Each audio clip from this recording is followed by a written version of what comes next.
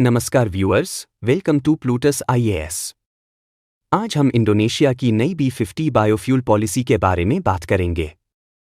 यह वहां की सरकार का एक बहुत बड़ा डिसीजन है जिससे ग्लोबल मार्केट और इंडिया में कुकिंग ऑयल की कीमतों पर काफी असर पड़ने वाला है। चलिए इस इंपॉर्टेंट टॉपिक को डिटेल में समझते हैं। सबसे पहले समझते हैं कि B50 आखिर है क्या। इंडोनेशिया दुनिया का सबसे बड़ा पाम ऑयल एक्सपोर्टर है। अब वो एक ऐसा बायोडीजल प्रोग्राम ला रहे हैं जिसमें 50% पाम ऑयल और 50% फॉसिल डीजल का ब्लेंड होगा। यह उनके पिछले B35 प्रोग्राम से एक बहुत बड़ा स्टेप और एडवांसमेंट है। इंडोनेशिया यह स्टेप अपनी एनर्जी सिक्योरिटी को मजबूत करने के लिए उठा रहा है।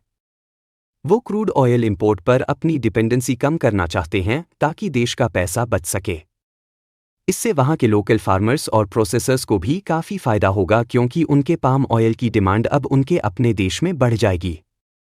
जब इंडोनेशिया पाम ऑयल का एक्सपोर्ट कम करके उसे फ्यूल बनाने में यूज करेगा तो इंटरनेशनल मार्केट में इसकी सप्लाई बहुत टाइट हो जाएगी। चूंकि वो दुनिया का 50% एक्सपोर्ट अकेले कंट्रोल करते हैं तो इससे सोयाबीन और सनफ्लावर ऑयल जैसे दूसरे वेजिटेबल ऑयल्स के दाम भी काफ़ी ऊपर जा सकते हैं। इंडिया के लिए यह सिचुएशन काफ़ी सीरियस है क्योंकि हम पाम ऑयल के लिए पूरी तरह इंपोर्ट पर डिपेंड है।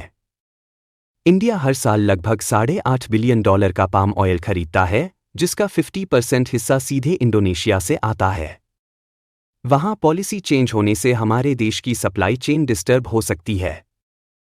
इसका सीधा असर हमारे देश में फूड इन्फ्लेशन यानी महंगाई पर पड़ेगा। कुकिंग ऑयल महंगा होने से FMCG, कॉस्मेटिक्स और प्रोसेस्ड फूड इंडस्ट्री की इनपुट कॉस्ट काफ़ी बढ़ जाएगी।